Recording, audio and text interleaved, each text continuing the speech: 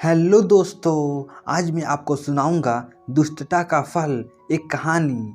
अशोक और विनय एक ही ऑफिस में काम करते थे।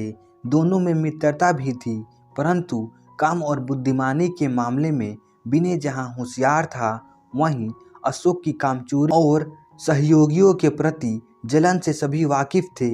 एक तरफ अशोक जहां स्वयं काम से जी चुराता था, वहीं दूसरों के काम बिगाड़ने के लिए वो हमेशा साजिशें रचता रहता था। विनय से दोस्ती होने के बावजूद वह उसे हमेशा नीचे दिखाने की कोशिश करता रहता, परंतु विनय सब कुछ जानते हुए भी अशोक की हरकतों को नज़रअंदाज कर देता था। ऑफिस में आए दिन अशोक की हरकतों से सभी कर्मचारी परेशान रहते थे। एक दिन तब हद हो गई जब ऑफिस के खाते में गड़बड़ी पाई गई। अशोक और विनय ऑफिस में कंपनी का हिसाब किताब रखने वाले लेखा विभाग में कार्यरत थे। विनय की बुद्धिमत्ता और उसकी ईमानदारी को देखते हुए कंपनी ने लेखा जोखा का भार उसे सौंपा था। विनय सुलझे हुए तरीके से अपनी जिम्मेदारी को निभा भी रहा था। सभी उसके कामों की तारीफ भी करते थे। यही बात विनय के कनिष्ठ के तौर पर काम कर रहे अशोक को नागवार लगती थी। दुष्टता में वह विनय को बदनाम करने के लिए साजिशें रचता रहता था। विनय को बदनाम करने की कोशिशें तो उसने कई बार की थी, परंतु हर बार उसे मुंह की खानी पड़ती थी। अंततः एक दिन ऐसा आया कि अशोक की दुष्ट कारगुजारी की वजह से विनय बहुत बड़ी मुसीबत में फंस गया। दरअसल ऑफिस के हिसाब में 50,000 रुपये की गड़बड़ी पाई गई। पैसे की गड़बड़ी की खबर से पूरे ऑफिस में हंगामा मच गया। जांच में पता चला कि लेखा विभाग में छोटे खर्चों के लिए रखे गए रकम में से 50,000 रुपये चुराए गए हैं।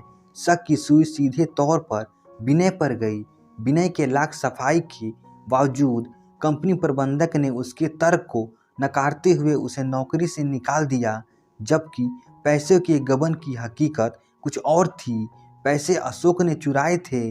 विनय भी इस बात को जानता था, परंतु कोई सबूत न होने के कारण वह अशोक को दोषी ठहराने में असमर्थ था।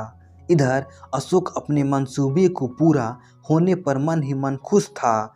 अब जैसा कि संभावित था, पैसों के गबन में एक बार सफल होने के बाद अशोक की हिम्मत बढ़ गई।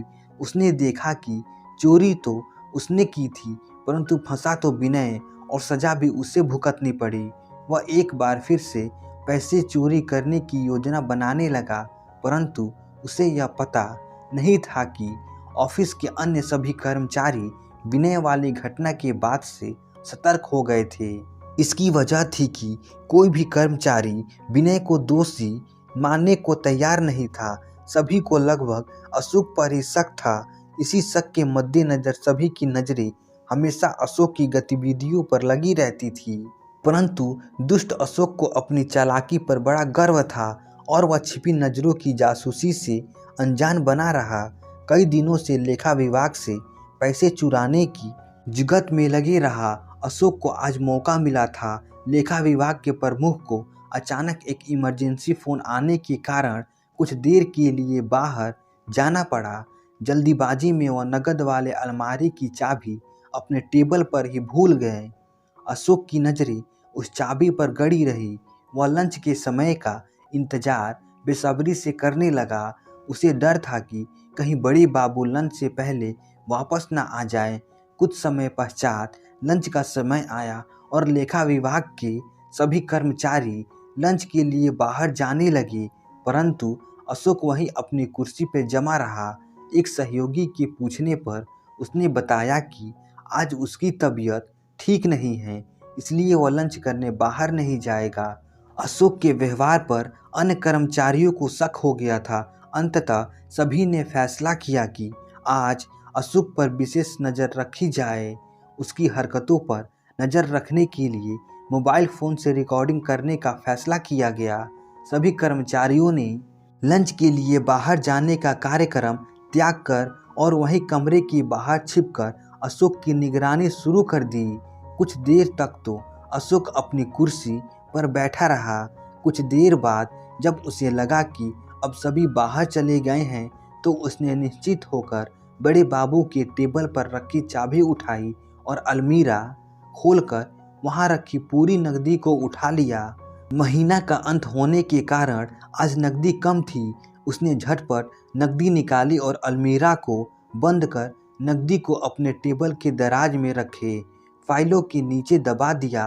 किसी को शक ना हो इसलिए चाबी को बड़े बाबू के टेबल के दराज में डालकर उसने एक लंबी सांस ली और घबराहट में माथे से टपक रहे पसीने को पोंछकर अपनी कुर्सी पर इत्मीनान से आकर बैठ गया। उसे नहीं पता था कि उसकी हरकतों पर सभी की निगाहें लगी हुई हैं और उसे मोबाइल में रिकॉर्ड भी किया जा रहा है। कुछ समय बाद लंच का वक्त खत्म हो गया और सभी कर्मचारी अपनी अपनी जगह पर आकर बैठ गए।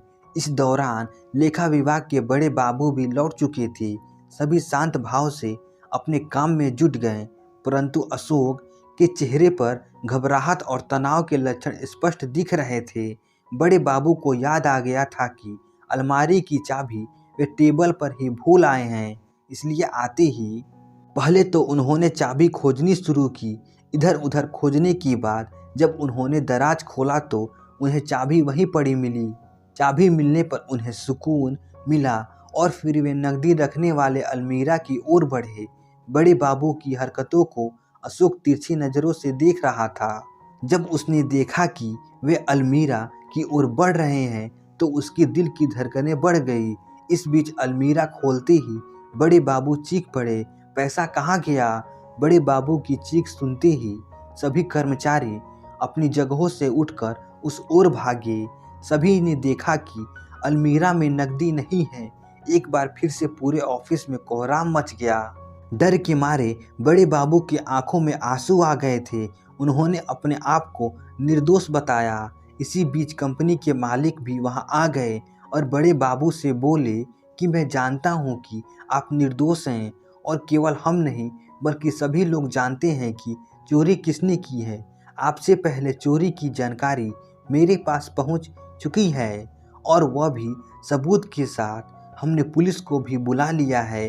फिर भी मैं एक मौका उसको देना चाहता हूं जिसने चोरी की है। अगर वह स्वयं स्वीकार कर लेगा तो उसे पुलिस के हवाले नहीं किया जाएगा।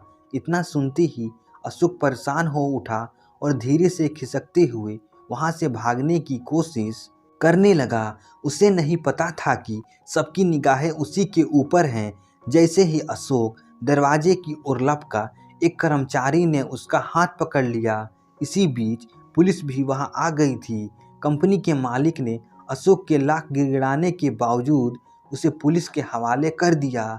आज सभी को अशोक की दुष्ट प्रवृत्ति के कारण विनय जैसे होनहार कर्मचारी को खोने का दुख हो रहा था, परंतु सभी को खुशी इस बात की थी कि अशोक को उसके किए का फल मिल गया और आगे से उसकी दुष्टता का शिकार ऑफिस में किसी और को नहीं होना पड़ेगा।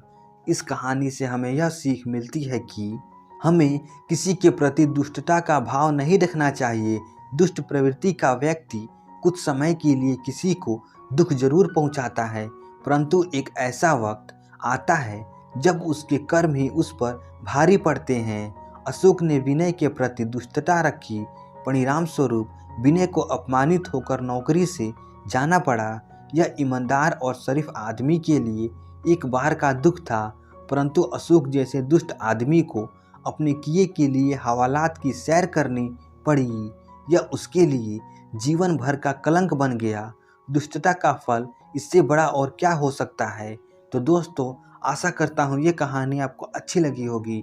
ऐसी ही मज़ेदार कहानी सुनने के लिए हमारे चैनल को सब्सक्राइब कर दीजिए।